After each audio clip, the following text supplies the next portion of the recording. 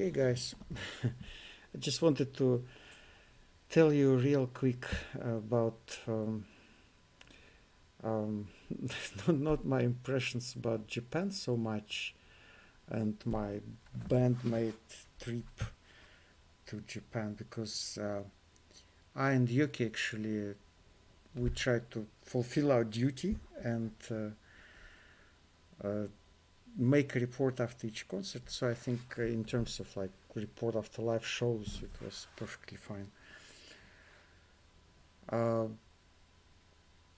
I actually wanted to comment on me recording video for the live performance for the Akuji of BAND-MAID in Kobe.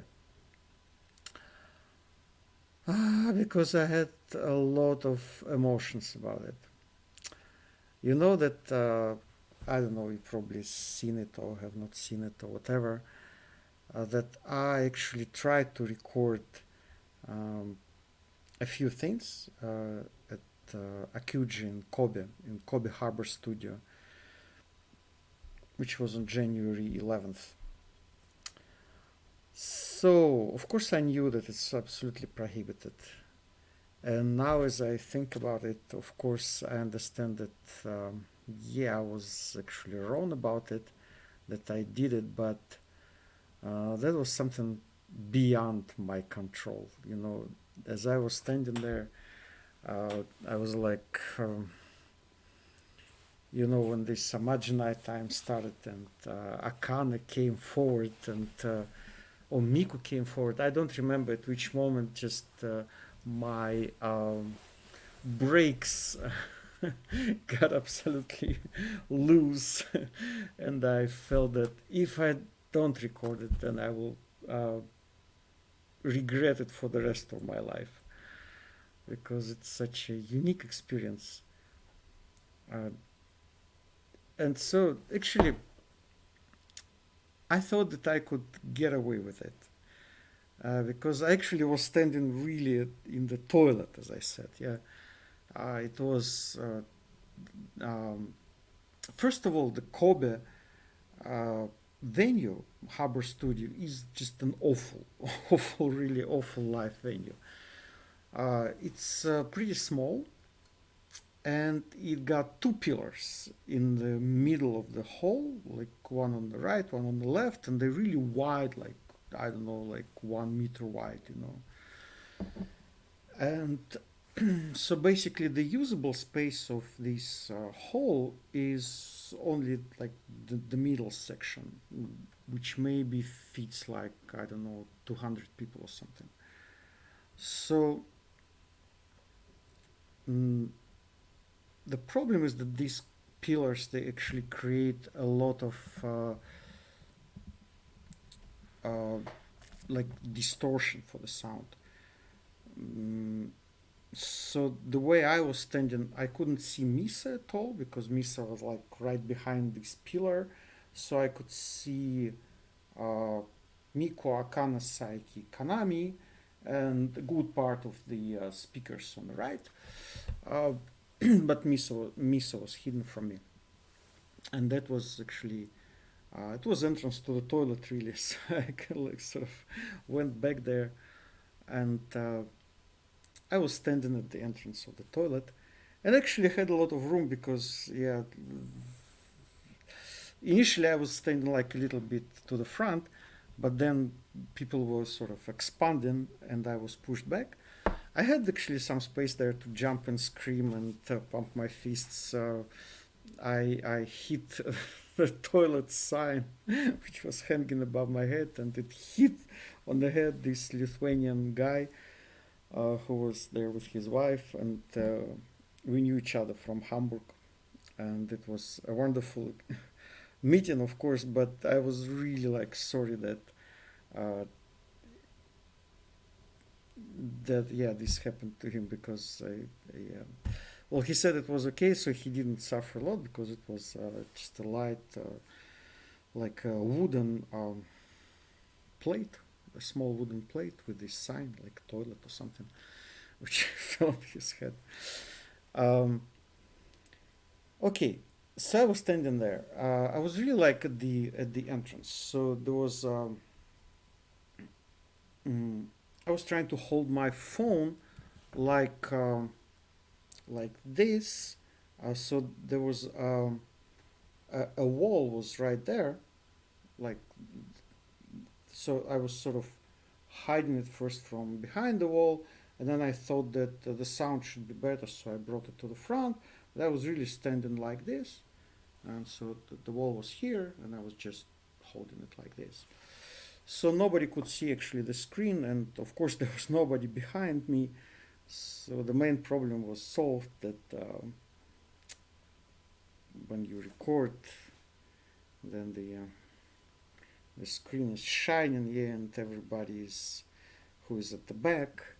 Um, then I obscure part of the stage, and of course people get upset about it. But in this particular case, it was absolutely fine. There was nobody behind me. There was only the wall, and I thought that like yeah, since I'm not disturbing anyone, I could do it. Then the service guy of the venue came, so he was going somewhere to the toilet. I think there was some service thing there. Like after he went in and came back, uh, there was a ventilation turned on, so like air condition or something. Because I felt like so he was there on a service visit, so to say, and he noticed that I'm recording that, and he came to me and requested me to delete the files. I really couldn't understand what he's talking about because I was like, okay, I turned off the phone, so I hidden it in the pocket, and then he was like, diritu, diritu, diritu, diritu. I was like, what? I'm not recording anymore. Like I'm not recording anymore. That's it. Okay, done. I'm not doing this anymore. Just leave me alone. But he was diritu, diritu, diritu. Then I like, after like he repeated it really 100 times, I figured out that delete. So he wants me to delete it. Okay, I deleted the files, but they were already saved to the cloud, so I still had them. So I basically I just dropped them to YouTube, and that's it. Mm, I didn't feel like really well about it, to be honest, because I don't like to break the rules. I'm not such a rebel. I mean, I'm like probably I'm a rebel somewhere deep inside, but not a happy rebel. I try to really avoid conflicts as much as I can, and I really felt bad about it. I was regretting that I did it really, really many times. That was beyond me. I mean, that was beyond my control. So my emotions overwhelmed me, and I really wanted to record it. But I was like, that was wrong, right? It was wrong that I did it. Uh, but I sort of was like unsure. Is it okay? Is it good? Is it bad? So the files were there on YouTube for like how many days? And finally, I got a copyright strike, and they were removed today.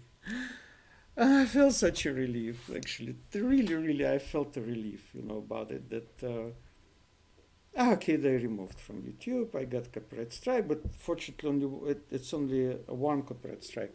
Although there were like 5 files, I think they removed 4 of it, and I actually decided to remove the remaining one. Um, so all of them are removed now from my channel, from my other channel where I upload the original files from BAND-MAID and Asterism and everything. So this problem got its resolution finally, and I'm really happy about it. So for anybody who is going to Japan, I should say that yeah, don't try to record video really there. Actually, I'm much relieved about this copyright strike, as strange as it may sound, because it was indeed a crappy fan cam recording because the sound where I was standing was really awful because of the configuration of the hall and these pillars which were really distorting the sound. So I really couldn't even like in Nagoya, for instance, me and Yoki was standing right in the center, in the very best place, for the stereo and everything. So it was a clear view of the stage, and we were right at the center, and sound was just perfect. But in Kobe, where I was standing, the sound was really awful because it was reverberating, from the walls, from the pillars. It was really, I even couldn't understand well what Saiki and Miko was speaking. In Nagoya, when they were speaking, it was so absolutely clear, as if they just speaking without any mic, just like this in front of me. But in Kobe, it was awful. So the recording was awful, to be honest. That was awful.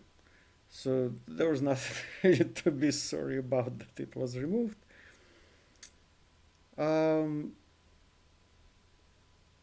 that's interesting, yeah, because I sort of got my punishment, and I'm so happy about it. I'm really so happy because there were some comments to these videos like the people like you should never visit Japan. And I was like, Japan is really like the best country in the world. And you know why it is the best country in the world? Because they follow the rules. They're much better actually at following the rules than even the Germans, who are known for this quality of following the rules. Uh, so Japanese, they do it to a much greater degree. They have a lot of what is called the balances, yeah, the restrictions and balances, or what it's called. Yes, they follow the rules, but they also allow a lot of freedom for the people to develop. So it's not like totalitarian society, like for instance Soviet Union, yeah, where it was absolute control, and it was such a great control to such a degree. It was really stupid. It was really stupid control. Japanese are very smart, so they just follow the rules, and these are all very like nice rules. I don't understand where this rule is coming from about prohibition of recording at the live shows. There must be some explanation to it coming from Japanese culture.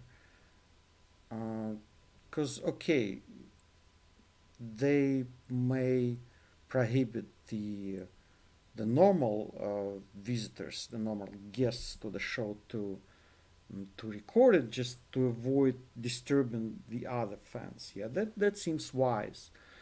But why? In Nagoya, I actually saw that the at the sound desk, at the sound engineer desk, there was a camera, like a stationary camera, which was directed at the stage, and it was obviously recording the show. Um, and I bet it was recording it at a decent quality, much better than any fan cam. And obviously, it was getting the sound from the soundboard. Uh, what happens to these recordings? I don't know. I hope they are saved for posterity. We know that Akane is recording all her drumming during the shows. We always see the camera um, to her left always. So she's recording what she's doing. So I hope that all these performances, they are not lost for posterity. So we will see them one day. I don't know when BAND-MAID retires and they just need some money to carry them alone, and then they will release all these thousand live acouges which they played over the years. I bet like BAND-MAID had some. Actually, I could check how many live performances they had so far, although it's not possible to find out. I think because in the first years it was not tracked. So they played a lot of things which were never like reported or nobody cared to report them. But I bet they like so far they had at least like few hundred accuses. I hope we will see them one day. So it's also wise, yeah. Maybe, yeah, no reason.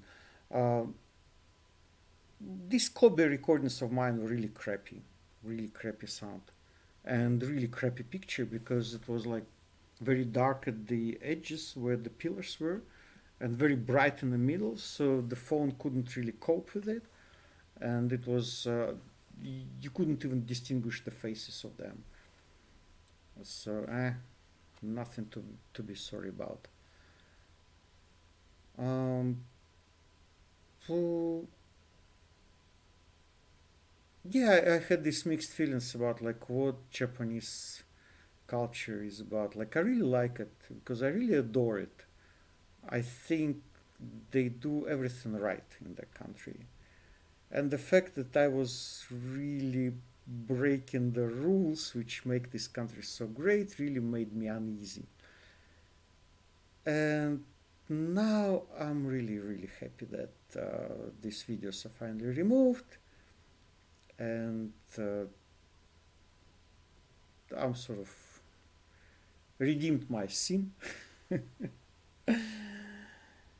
and I'm at peace with myself again.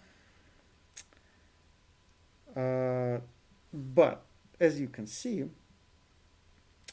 the management is against recording it in Japan because they removed it from my channel, right? What I was recording in Japan. But they don't care in the least about the rest of the recordings. Of course, they see them, right? So, because they came there, they examined what I have on my channel. I bet one of their. It's like it's a great honor for me that somebody from their management is actually watching what's on my channel because they quite quickly found out that yeah, I have these Kobe recordings from Kobe. They actually left one video with Miku doing the MC, the not even a Majinai time, but just some uh, small MC. They left it, so they were actually against me posting their music, not their talking, not their Majinai time. Um, and they are perfectly fine with the rest of it. So all the recordings in Europe are perfectly fine for them, which means that they are like basically officially approved by the BAND-MAID management, right? Because they saw them and they decided to leave me alone with this. I'm really happy about it. So they're fine with people recording it in other countries, but Japan should be like a reserve of um, of BAND-MAID, so they do it in their natural habitat without recording it, without anybody seeing it. So with this, I should end up this comment on what happened, and um, will I go to Japan again? I'm wondering, because now I have like you see, I actually clashed with the East and West collide. Yeah, the clash of civilizations, right? Happened. Uh, so I think I should just digest what happened. I feel that I was wrong, yeah, in what I was doing, but something prompted me to do it, right? So I will have to rethink it thoroughly. And if I ever go to Japan, you see, the problem for me is that I'm really slow, in absorbing things. Like I would never be able to do this like first time reactions because my first listen of any song, I just don't understand anything. Just I would not be able to react. I see some reactors, they listen to a song the first time and they actually understand what's happening in the song, but it's not my case. So the reason why I wanted to record these shows And I will probably actually rewatch these Kobe recordings from time to time. Uh, is that I really don't catch it from the first time. So for me, that's why I never went to any concerts before, really, because it makes no sense for me. Like to be there, uh, like I don't understand what's happening there at the concert, and I forget it in 2 days. So for me, it's like if I don't record it, it's like money wasted and time wasted. That's why I actually did it, and that's a discovery for me because like my own nature that live shows without me recording it is not something I should do. I should go to. Strange, yeah. But that's true. So, whatever. So, with this, okay, that was my first impressions. I think I said almost everything which I wanted to say about it.